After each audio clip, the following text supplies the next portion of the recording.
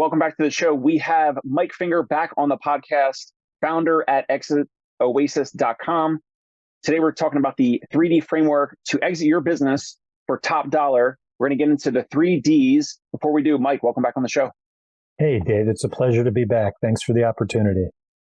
Absolutely. If practice owners didn't catch the first time that you were on the show, just catch everyone up in regards to who you help and how you do it at Exit Oasis. And then we'll kind of get into what we're going to kind of cover and teach today in regards to the 3Ds. Sure. I am a 8-time business owner. I've been lucky enough to sell 4 of the businesses I've owned. I still owned a couple, and I've had enough failures to keep myself honest. The work I do now is I coach small business owners who are interested in preparing or having a business that they could sell tomorrow if they wanted to, or keep forever. And really, that's the goal, is to have a business that works for us and that gives us as much opportunity as possible. So that's my focus, and that's what I do. Excellent. So let's get into today's topic, the 3D framework to exit your business for top dollar. What is number one, or what's the first D?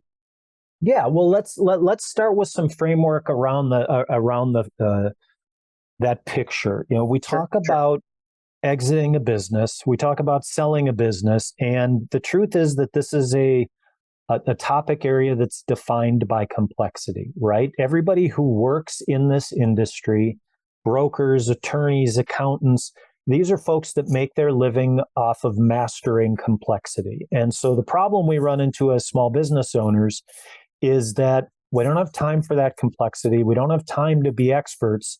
And so we tend to avoid the topic entirely until it's too late, right? I want to sell. What do you mean I'm not able to sell my business? And so this exercise for me, when I first started looking at this, and I had gone through the process of building a business, trying to sell it, failing, changing the business. I had a successful sale, several different dances in this space. And I took a step back and I said, okay, how do I cut out the complexity? What would it look like if we focused on the core simple elements of creating a business that you can sell? And so we really ended up with 3 basic questions that led us to that 3D framework, a different way to view your business. Question number 1 is pretty straightforward. Are your results desirable? That's the question. Nothing sexy, nothing hidden. If someone looks at your business, if a potential buyer looks at the results that your business generates, are they going to say, I got to get me some of that, right? Are they going to say, I want that? That's attractive. That is desirable. Dave, how many owners do you run into, do you talk to, who want to sell their business, who think the value of their business is hidden in some deep formula or some metric or some, hey, I've survived 20 years, or I've got this, or I've worked in 17 countries, or whatever it is that they think represents the value. And then you look at the financial and there's nothing there. Yes, often, very often, unfortunately.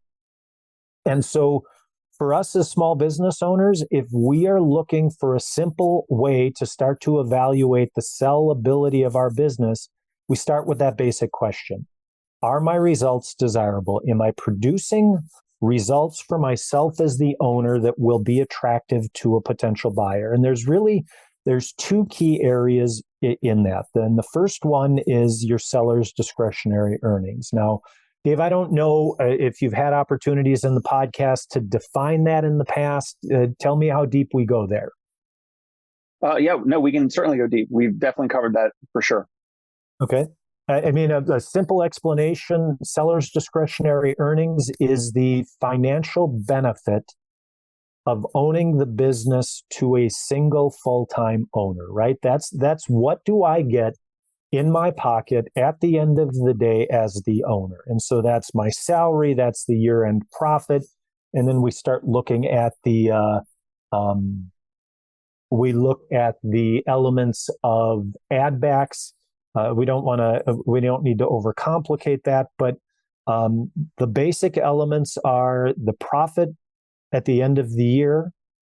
Dave, the profit at the end of the year, not the profit on November 30th, that I then spend down and make go away for tax planning purposes. But the profit at the end of the year plus the salary you take should make up the majority of your seller's discretionary earnings. The higher your SDE, the better. The lower, the less desirable. It's really that simple. And when we were preparing for this, I mentioned, net profit, net earnings over email. I said, a moat or something special. It could be for physical therapy, for healthcare, it could be referral partners or location or this or that. But really, it comes down to the net earnings, right? It comes down to whether we're looking at EBITDA, adjusted EBITDA, SDE, seller discretionary earnings. It's really like, what's the net earnings of this practice after, or any small business, what's the net earnings after all expenses, payroll, taxes, overhead, all that's paid? What's the additional cash there? And that's a really big component of how small businesses are valued and purchased. Absolutely. I mean, again, are your results desirable? The truth for most owners who sell is their buyer uses the results of the business to pay for the debt they incur to buy the business, right? So what we know is my business essentially buys itself. Those results that are generated are what get used to purchase the business. If you're not producing desirable results in the form of a seller's discretionary earnings, it's very difficult to sell your business. So that's element one, seller's discretionary earnings. The second element is your job as the owner, right? If your job sucks, why would someone pay you for the opportunity to do that? And, I say that a little bit tongue in cheek, but I say that primarily, quite honestly, because I get a lot of owners that come to me and they say, I want to sell my business. And I say, why do you want to sell your business? And they say, because I'm miserable, right? I hate my business. And the truth is that buyers like happy owners. They want to be a happy owner. And the most likely scenario for them to engage is to purchase a business that has a happy owner, right? They have a job that allows them some flexibility, that gives them the ability to go see the kids' ball game, to go on a vacation occasionally, to do work they enjoy with people they like working with. Again, if your job makes you miserable, that is a tough sell to a potential buyer. So increase your seller's discretionary earnings, improve your job. That's how you create results that are desirable to a potential buyer.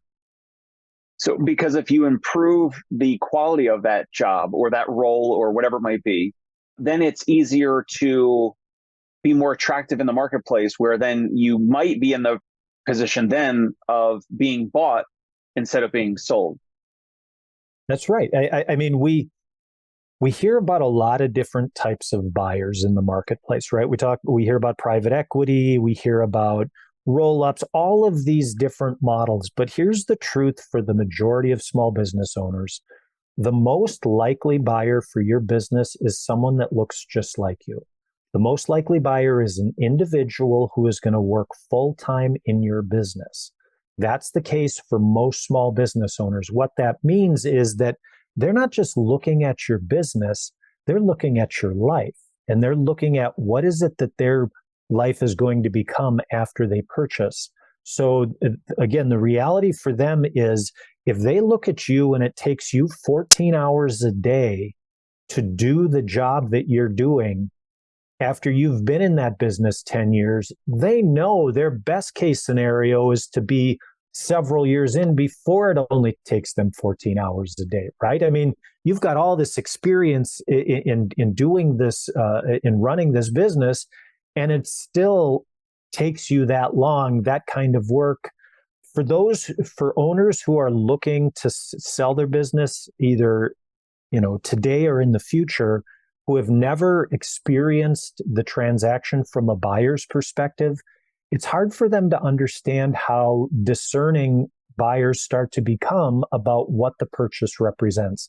I might love the business, but if I look at how the owner has to run it and what that life looks like, and I don't want that life, if it's not desirable, you get a no to that question. It's really tough to sell the business. Got it.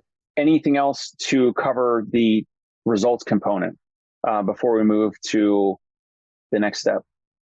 No, I think that's it. Again, I encourage owners not to overcomplicate the question. If someone were to ask you, are your results desirable? They're looking for a yes. They're not looking for a maybe. They're not looking for a list of yes, if, or yes, buts.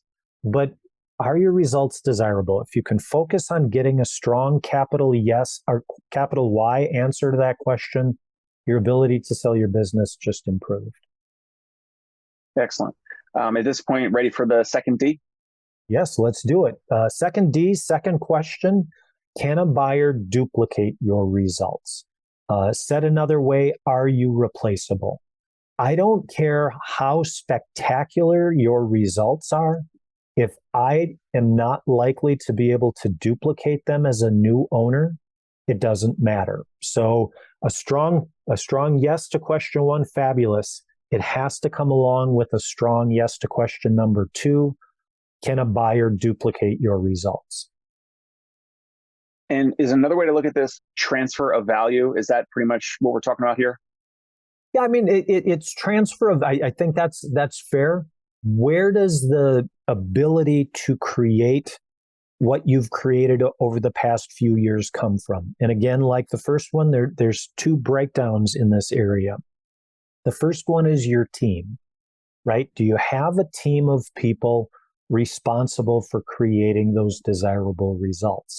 Or is it primarily you? And this can be a tricky one for a lot of small business owners in a couple different ways, right? What if my business is really small, right? Well, how can I have a team if my business is really small? Well, your team can consist of employees, subcontractors, outside vendors you work with, anyone who plays a strong, consistent role, and the more independent, the better, in keeping your business running, the better, right? I've seen car washes as an example in operation where the call for a breakdown goes directly to the vendor who comes to fix the product or to fix the machinery, right? The owner's not involved in that process at all. Now, that owner might be a standalone. They might not have a big team of employees, but they've created a team of resources that work together to create the results they create. So when we're talking about team, we want to make sure that the ability to get the job done doesn't just reside with the owner of the business. Build a team. Do you have a strong team? Now, Dave, in the industry that you work in, how big of a team does an owner usually have?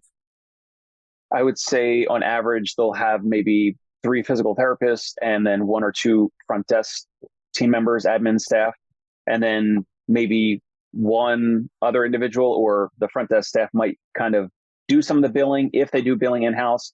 Some practices will outsource their billing to a company that just takes a percentage. So it really depends, but maybe a practice owner and then 2 or 3 physical therapists, call it 2 front desk people. So maybe about 5 or 6 on average. Sure. For a lot of offices. Yeah, so it's not a big team. So if I'm looking at purchasing that business and I'm looking at my ability to duplicate results, what am I going to look at? Well, what kind of longevity do I have with those employees, right? Have they been there 3 months or 13 years? What kind of satisfaction level is there? What kind of repeatability do I have there? So that's hard when you've got a small team like that, but all of those elements, right? If I've got a team of 5 people who have been there for, several years, who are consistent performers, who are independent in what they do, that's huge in my ability as a buyer to look at that business and go, my odds of repeating my results have just gone up. So, I mean, part of it is about the team, but then the second element is about systems, right? And when we talk about systems, what we're talking about is those things that live outside of someone's head, right? What are the procedures? What are the practices? Where are they written down? Where is it captured? If I buy that business with that team of employees, that's great. But what happens when 3 of them quit a week later, right? do I still know where the recipe is? Do I still have the ability to send in the billing because, that procedure is written down somewhere? Those are the kinds of things that determine and give me comfort as a potential buyer that I'm going to have the ability to duplicate the results that you've created. Yeah. And I'm not sure if you know this, but there's a lot of deals that are done in physical therapy through the two large companies in the country that are public. There's two publicly traded physical therapy companies. As far as I know, I think there's just the two.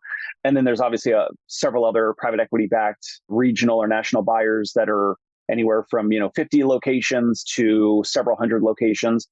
A lot of those partnerships or deals, the buyers will acquire maybe 70 or 75% of the equity. Then the owner keeps 25 to 30% of the equity to partly, I think, ensure that the results will continue. So it's like next year, we're going to do the same thing and hopefully more and grow it. So it's almost like they're hedging in a way of making sure that we can duplicate the results next year and the year after, or the several years after, because the seller or the partner now is still retaining a meaningful amount of equity. Maybe they get bought out the rest of the way in a couple of years, in 3 to 5 or 7 years or something. But it de-risks the situation, it de-risks the transaction a little more for the buyers. And at the same time, buyers like us, other buyers, we're going to evaluate a practice. We're going to look and say, okay, yes, we think with maybe we buy 100%, maybe we buy 70%, whatever it might be. We believe that we can duplicate the results. And then there's also like what the buyers think of, like what's their operational excellence, and their ideas are like, well, if we add this, or if we hired this, or they're not doing any online marketing, or their website is not great and we need to improve the wording and the copywriting on the website, or they're not doing any Facebook or Google ads to attract new patients. The buyers are also looking at that. Does that kind of fit into this bucket of the second bullet here, the second D of can a buyer duplicate results? Because buyers, I think from us, this is just the buy side speaking, which is like, we're going to look at a potential small business, a physical therapy practice, and we will then proceed forward if we believe that we can duplicate. But we don't always want to just duplicate next year or the year after. We will obviously want to grow it steadily, potentially even more so than it would have done individually with that practice owner. So those are just some of the things that we think about, which is, yes, we do want to ensure that we can duplicate the results. And also, what are the other levers? What are our areas of expertise where we can have more than 2 to 4% growth or 5 or 10% growth over the next several years? So those are some of the things that I think kind of fit into this bucket of evaluating the results and the buyer's perception of what can be done in the next 1 to 5 years. No, great couple of points there, Dave. I mean, sellers are often surprised to learn that the SBA often requires that a business seller retains some seller financing when they do a deal, right? The SBA will say, well, we'll put up 80% of the loan value. The buyer's got to bring a down payment, and then the seller's got to keep some seller financing. And that goes directly to the point you made, because they want to know that owner continues to have skin in the game, right? They want to know that owner is going to have a compelling reason to answer the buyer's question, to support the buyer's efforts to do that. Why? Because the SBA and other financiers want to know that those results are going to duplicate, right? They want to know that trend is going to continue. But then to your second point, and it's such an interesting dynamic from a buyer's perspective, because of course I want to find a really healthy business to buy. But I know if I find that, I'm probably going to pay for it, right? And pay a rich price for it. So what I really want to find is a pretty healthy business that is broken in ways that I know how to fix, right? If my strength is marketing, I want to find a business that's operating well, except for their marketing. Or if my strength is operations, I want to find something that's got a great marketing system, but has a poor operation system, right? So it's such a strange shopping process for most buyers. I mean, I think first time buyers are more on that, straightforward. What are the results? Can I duplicate them? The more experience the buyer gets, then you're looking for those unique set of blemishes that you know how to correct for. And so, I've been lucky enough to buy a couple businesses that I was able to turn around and then sell, and that was exactly that game. It's like, what trick can I bring to this particular circus that will make those results improve? But again, at the end of the day, if I can't duplicate the results, if I can't have confidence that bottom line is continue to repeat, it's really hard for me to say yes to an opportunity to buy. Right. Right. I'm glad that we put a little bit more into that because yeah, it's almost like this component is a two-parter. It's like, do we believe that if we come in and like don't do anything else, it'll do the same, if not a little bit better next year?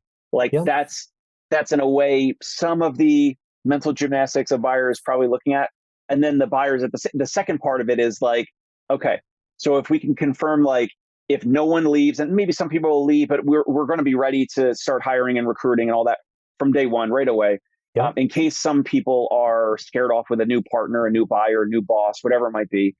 So then the second part is like, okay, then with whatever our operational excellence is, with billing, revenue cycle management, with adding private pay services, with adding some maybe recurring revenue component, some monthly membership type service, whatever it might be, those types of things, adding in a sales process that's probably not documented, and maybe the front desk person is kind of just like freestyling the phone calls each time. And then with that, it's like that second part is like, then it's how can we grow it even more? So I'm glad that we just spent a little bit more time on that. Yeah, absolutely. It's an important consideration for buyers. It still builds on that basis of the yes answer, right? Can I duplicate the results? I would prefer to be able to say I can even improve on those results. But if I can't say yes to the question, then it's really tough to make an offer. Right. So ready for the third one? Yes, sir. Number 3. Third question, can you document your results? If you can't prove it, it didn't happen, right? And again, this is one of those things that is somewhat industry dependent. There are some industries, if I have an online store and all of my sales happen through Amazon, the ability to document those sales is pretty locked in. Then you've got more cash-based businesses where you get the wink, wink, nudge, nudge kind of thing that happens, and you run into sellers who are surprised when they learn that they can't have their cake and eat it too. This one breaks down really straightforward. It's you want to keep clean records, and that is a function of really two things.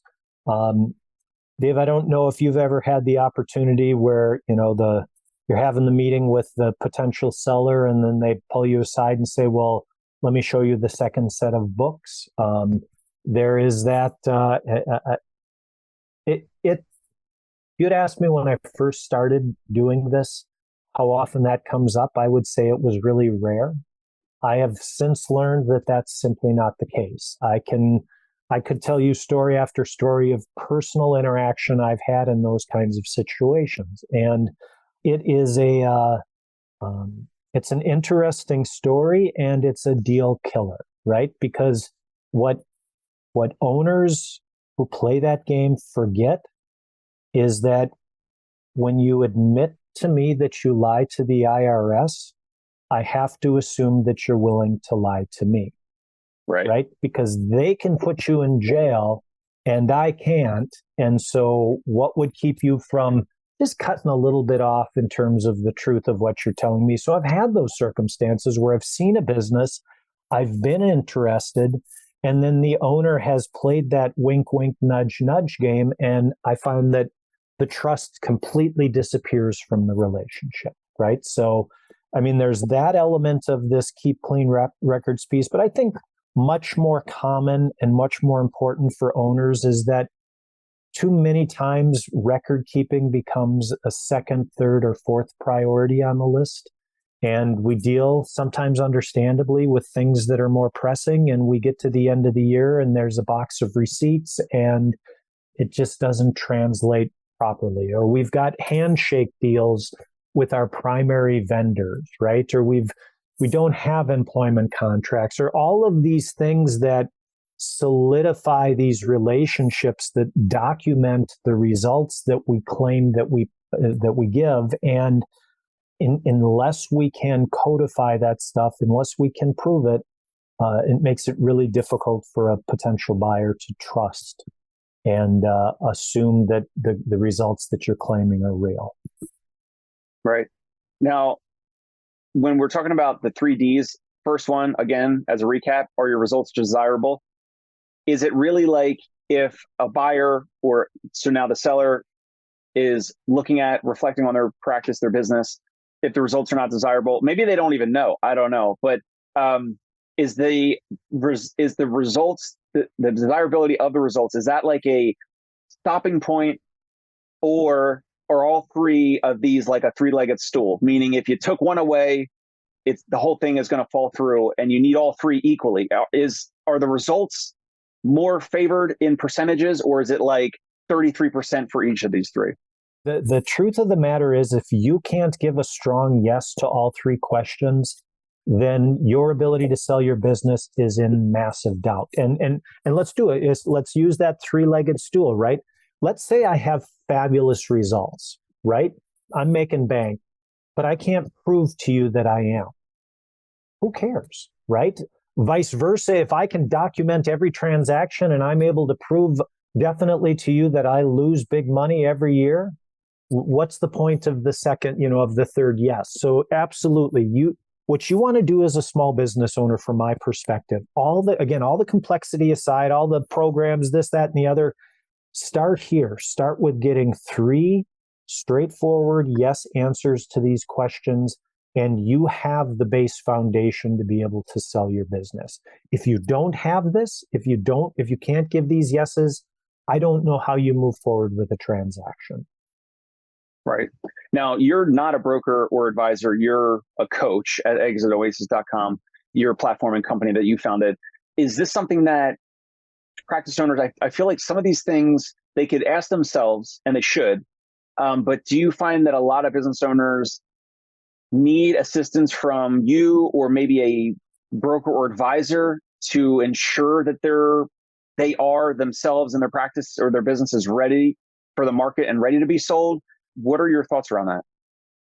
I know that we've created good results with the clients that we work with, but I also believe that this is a process that owners can start to engage themselves. Really, it's about changing your perspective on your business, and that's the 3D perspective, right? That's the 3D goggles. How do I look at my business differently than I normally do as an owner? I've met owners that do this very successfully on their own. I've met owners that truly benefit from the shortcut that gets provided by someone, bringing someone who's experienced this to the table to help in that process. I don't care which way you do it, right? I mean that honestly. The thing that drove me into this space was having gone through the experience myself of running a business for 10 years, growing to 0 to 50 full-time employees, and realizing I hadn't created a business I could sell. And I was like, how could I have gotten this so wrong? And it came back to those three basic questions. It's like, that's where I needed to start. That's where I needed to have that focus. And so it was a journey I took myself. I know other owners can do the same, but I also think there can be huge benefit and huge time savings and more efficiencies if you bring someone to the table to help. What was that business or industry with 50 employees where you really didn't have the 3D framework? It was not, desirable or sellable. Yeah, we provided back office support services, accounting, executive director, those types of services to nonprofits and schools. So professional services company focusing on that back office support. So I had the infrastructure, I had the operations, and I had all of those core problems that create a business that buyers find unattractive. Too owner dependent, not enough cash flow. Again, some of those core issues addressed in these questions. Got it. And so you had yourself wrapped around too much of the main roles and responsibilities of actually fulfilling the services as opposed to like delegating, or what are some other ways that owners can kind of learn from your story and your experience there that kind of tripped you up? The funny thing when you ask that question, Dave, is that I realize it's the core of the conversations we just had, right? It's the team. It's the systems. It's moving this stuff out of your own head. It's recognizing that the more dependent this business is on you, the more you carry the burden of being the guy that's making decisions and doing stuff. And that might feed your ego, but it kills your ability to do a deal, right? It's those core elements that get reflected in those questions that really ended up killing my ability after a decade of ownership. So that next 5 years for me, we're making some basic changes in the business so I could answer yes to the basic questions. Got it. Appreciate you going into that and getting a little vulnerable there, just bringing back some old stories about your experiences. Because I know I could tell you stories, Dave. I know based on the emotion and the tonality of your voice, the audience, everyone can kind of hear and watch like that. It's so genuine that you went through that. And this is why we're covering this type of stuff, because practice owners might be like head in the sand, like just in the trenches doing the day-to-day and not stepping back and realizing these types of questions that need to be figured out and answered in a positive way, meaning a yes, if they want to eventually exit and sell. Now, if you don't want to, okay, fine. Keep yourself in the trenches, keep doing the grinding it out in the day-to-day. And that's fine. If you love that, that's fine. But if you do want to eventually pass the business on to someone in your family, your COO, some, right-hand person at your business, whatever it might be, these things need to be figured out. And you need to have a yes to these 3 questions.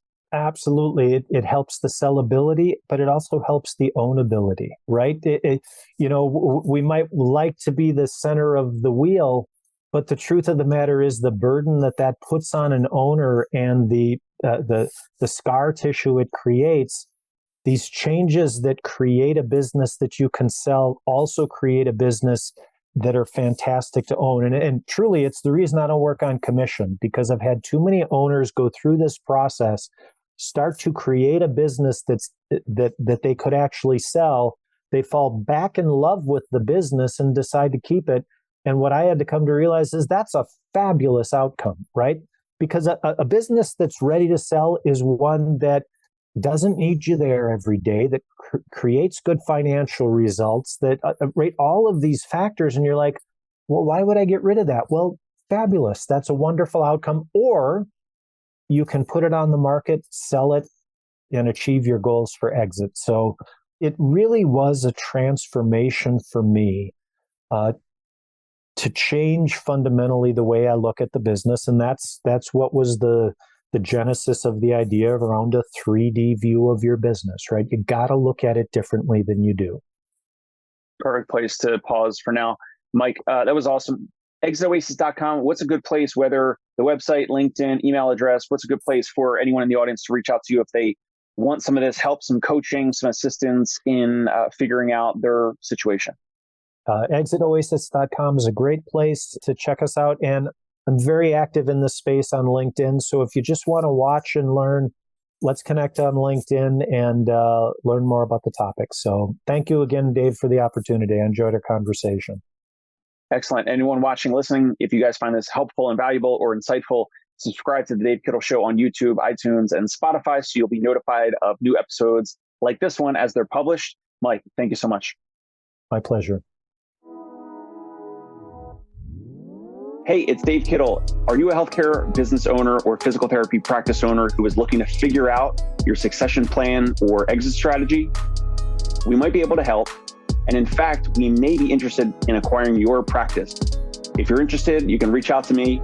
Shoot me an email at dave@conciergepainrelief.com. That's DAVE at CONCIERGE painrelief.com. Or you can call me at any time, 646-781-8884.